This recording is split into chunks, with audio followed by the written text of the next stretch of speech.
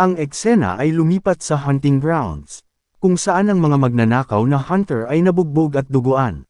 Ang malaking hunter ay nawawala ng mga salita sa kung paano ang mga clone ay napakalakas kaysa sa kanilang team na mga B-rank hunters. Pagkatapos ng ilang mga labanan, ang mga clone ay mabilis na ginawa ang trabaho sa bawat isa sa mga magnanakaw na hunter, at sila ay sumuko. Ang malaking hunter, sa kanyang isip, ay nagsasaad na masyado niyang minamaliit ang mga ito at ang mga clone ni Sangwoo ay tunay na mga halimaw. Sinabi niya sa mga clone na susuko sila at ibabalik nila ang lahat ng ninakaw nila sa kanila.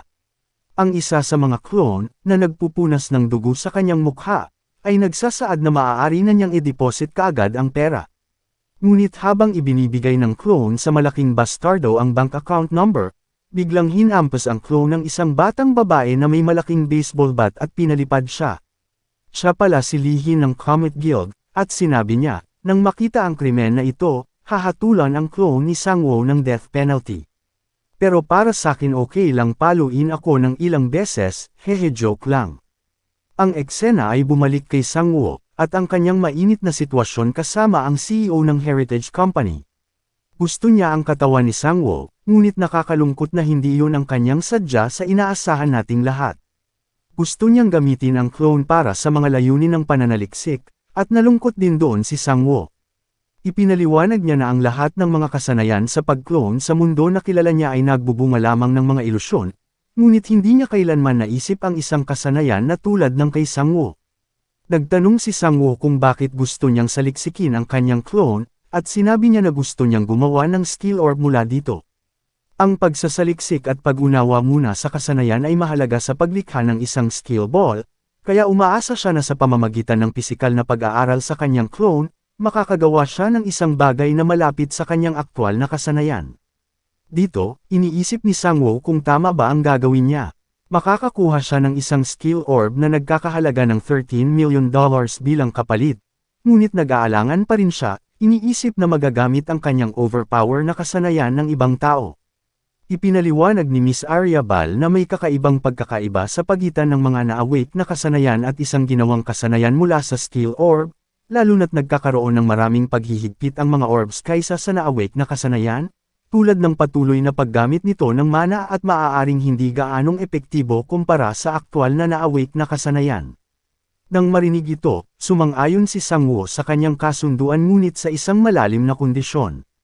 Bumalik ang eksena sa mga clone at sa mysterious chick, sa misteryosong hunter. Nagawa ng clone na depensahan ang kanyang pag-atake, ngunit nagkaroon pa rin siya ng napakalaking pinsala na nagpagulat sa kanya.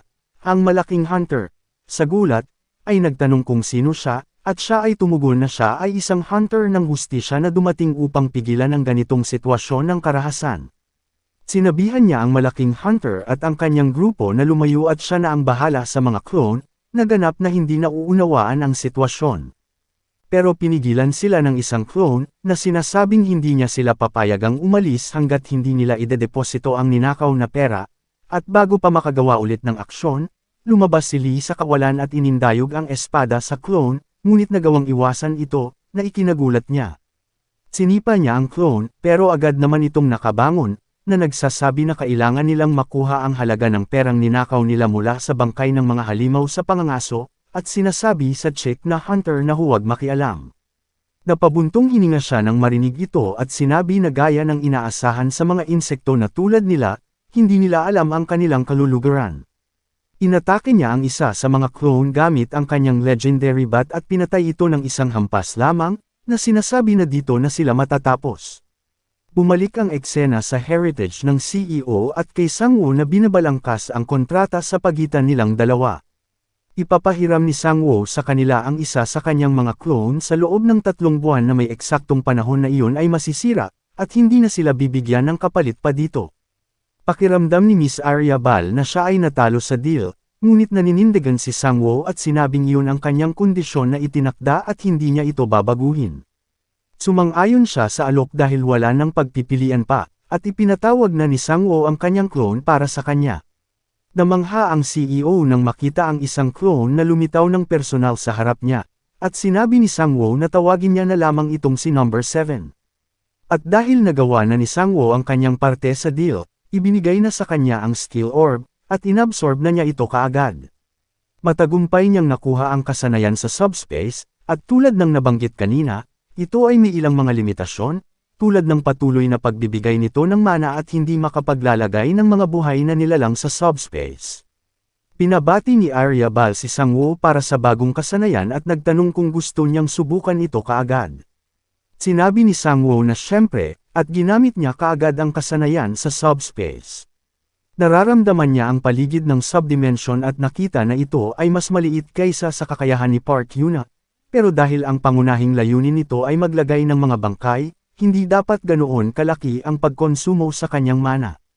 Tinanong siya ng CEO kung ano na, at sumagot si Sangwoo na perpekto ito, pero gusto niyang makita kung nagagamit din ng kanyang mga clone ang kasanayang ito.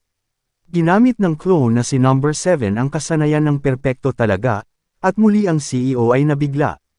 Ipinaliwanag ni Sangwoo na magagamit ng kanyang mga clone ang lahat ng kakayahan na mayroon siya maliban sa kasanayan ng pagko-clone, at sa isip ni Miss Arya Bal, sinabi niya na hindi kapanipaniwala ang kanyang kakayahan, na nagpapatatag sa kanya na kailangan niyang mapagtagumpayan ang paggawa ng skill orb dito. Sinabihan ni Sangwoo ang kanyang clone na pumasok sa subspace, ngunit ang clone niya ay lumabas lamang sa ginawa niyang subspace. Si Sangwoo ay sobrang nalito, ngunit sa kalaunan ay napagtanto niya na hindi alintana kung sinong clone ang gagawa ng spell, ang mga subdimension nila ay nakabase sa iisang lugar na itatakda niya.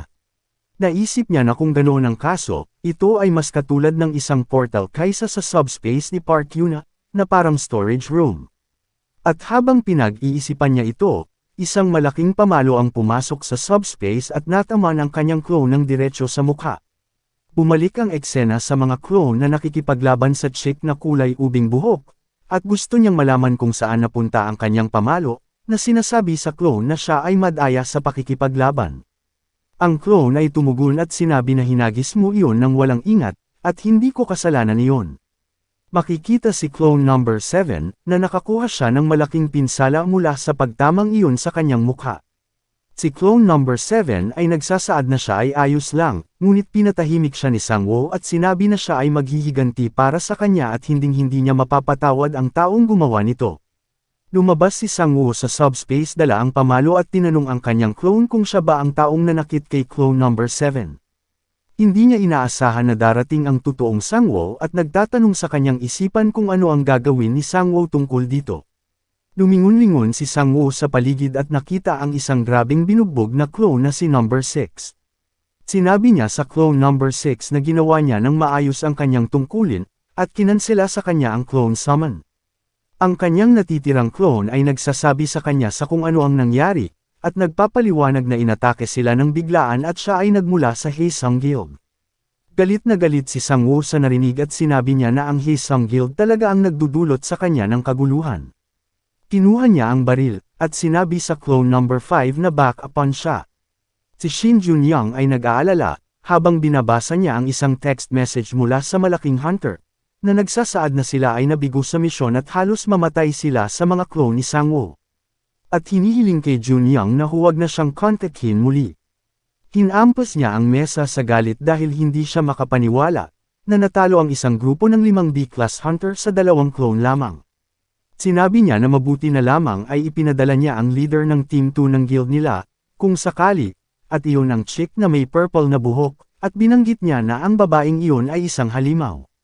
Bumalik sa labanan, at makikitang madaling napigilan ng chick na may purple ang buhok ang pag-atake ni Sangwoo at ang pag-atake ng kanyang clone, na nagsasabi na kahit pinupuri siya bilang isang super rookie sa media, wala pa rin siya kung ikukumpara sa kanya.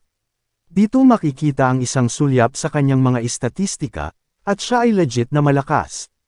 Umatake siya ng napakalakas na suntok na naging sanhi ng pag-crack ng lupa, pero nagawa itong maiwasan ni Sangwoo.